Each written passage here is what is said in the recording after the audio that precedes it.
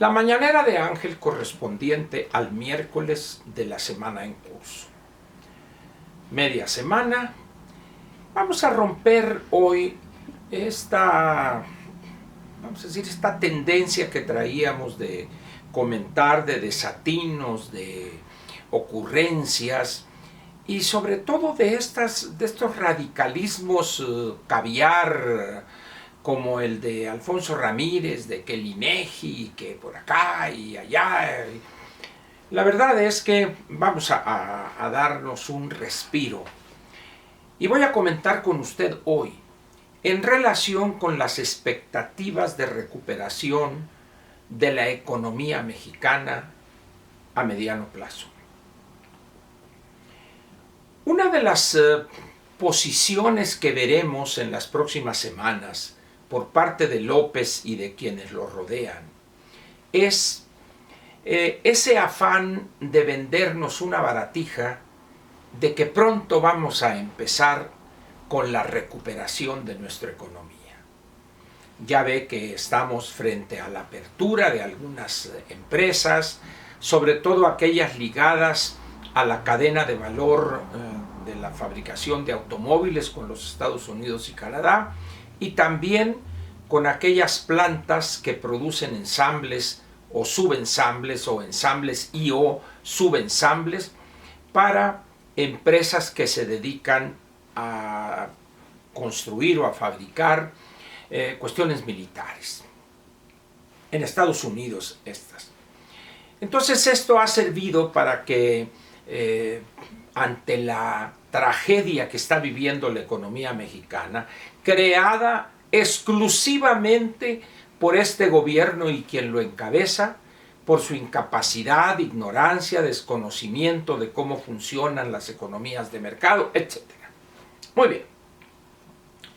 Yo no sé si ha escuchado usted a algún funcionario, específicamente al presidente y alguien cercano, no sé si Ebrard o la doctora Márquez o algún Alfonso Romo. Esta gente, Alfonso Romo está perdido, ya se utilizó este recurso, la luz ámbar, para ver si podían encontrarlo y no se le ha visto por parte alguna. No sé si está escondido de la vergüenza de participar en un gobierno que no lo pela nadie. Pero seguramente si alguno de ellos ha oído usted o escuchado, si prestó atención a lo que decía. Está cerca ya la recuperación económica. Vamos a regresar bien y bonito. Muy bien. Pues resulta que la verdad, debo decirle a usted, es completamente diferente. Si uno lee los análisis que hacen personas que no tienen interés específico alguno en quedar bien con López, nos dan un panorama crudo de la realidad que vamos a vivir, no solo México, sino el mundo entero prácticamente, en los próximos 2 años y medio, es decir, lo que resta del 20, todo el 21 y todo el 22. Incluso algunas economías podrían apenas empezar a ver, pues si no la luz del túnel, porque podría ser una locomotora en sentido contrario, allá por mediados del año 2023. Dicho de otra manera, es una baratija inmunda, perversa, el que López y algunos de sus funcionarios nos quieran vender la idea, peregrina por lo demás, de que vamos pronto a retomar la senda del crecimiento. Ya le hice el otro día unas cuentas muy sencillas, donde las cosas no pintan bien para el país, ni este año, lo que resta, ni el siguiente, ni el siguiente. Pero lo peor, para darle visos todavía de más realismo a esto que estoy comentando con usted, Estados Unidos se enfrentará también una situación compleja. Estamos hablando ahorita de la pérdida de aproximadamente 34 o 35 millones de empleos en Estados Unidos. El cierre prácticamente completo de ramas de la economía norteamericana. ahorita hay un problema en cosas tan mundanas como la carne, la disponibilidad de carne en los supermercados, steaks, cualquiera, tibón, ribeye, etcétera, ¿no? El norteamericano consume mucha carne. Allá cuando dice usted carne, automáticamente se piensa en carne de bovino, en carne roja. Pero hay un problema también en las otras, vamos a decir, otra producción de carne de cerdo, de pollo, de pavo, etc. También en la parte de los alimentos hay graves problemas para encontrar mano de obra para recoger las cosechas. En el caso de granos y cereales no hay problema porque es una producción mecanizada, de tal manera que ahí las cosas no hay problema. Sin embargo, a eso agréguele usted la industria restaurantera, de los servicios en general, hotelería, viajes, turismo, etcétera, etcétera. En Estados Unidos no se ve una solución a corto plazo. Y no olvide usted que para nosotros los intercambios comerciales, exportaciones e importaciones, casi el 80% de este volumen es con Estados Unidos. De tal manera que si Estados Unidos tienen ante sí un problema grave en lo que se refiere a recuperar la senda del crecimiento, imagínese usted cómo estaremos nosotros. Particularmente en aquella región fronteriza norte, donde se encuentran ubicadas prácticamente 75-80% de las plantas maquiladoras de exportación, cuya producción prácticamente en su totalidad es enviada a los Estados Unidos. Luego entonces, ¿de dónde saca el presidente que ya vamos a empezar a recuperar? No es cierto. Pero además, en Estados Unidos tienen una situación que también vale la pena señalar. En los últimos 122, 123 meses, la economía norteamericana había estado en un periodo expansivo, creciendo la economía, es decir, más de 10 años seguidos. Pues, ¿no? Sin embargo, esto que ha pasado le ha hecho perder estos 35 millones de empleos, para poner un número fácil de manejar.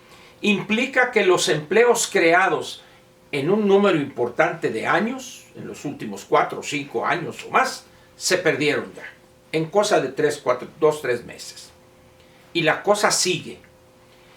¿Se imagina usted lo que van a tardar esos empleos en volverse a crear? Empleos formales, por supuesto, en volverse a crear.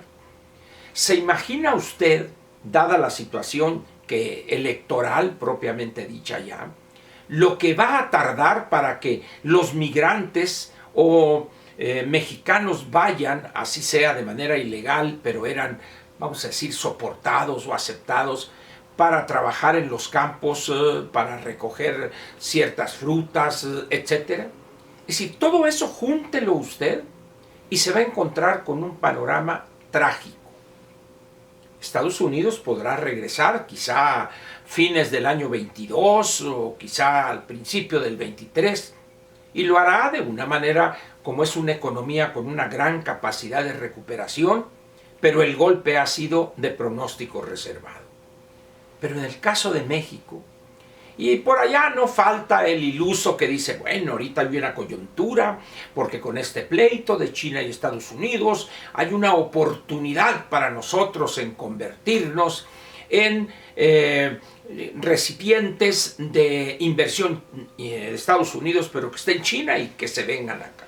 Pues también a ellos les tengo muy malas noticias. ¿Por qué? Porque el nivel de desconfianza en México se ha incrementado tremendamente en los últimos 2 o 3 meses. El nivel de inseguridad e incertidumbre jurídica también se ha elevado. De tal manera que, aun cuando vayan a salir esas empresas de China, tenga usted la plena seguridad de que no vendrán a México. ¿Por qué? Porque ya le perdieron prácticamente toda la confianza al país. ¿Qué estarán pensando hoy las compañías que invirtieron miles de millones de dólares en proyectos de energía eólica o fotovoltaica? ¿Qué estarán pensando ahorita? Al leer o al ver los desfiguros de Nale, de Romero, de Bartlett, por ejemplo. ¿Qué pensarán esas empresas cuando al presidente no le importa contaminar y causarle un daño a la población alrededor de donde están las refinerías que operan?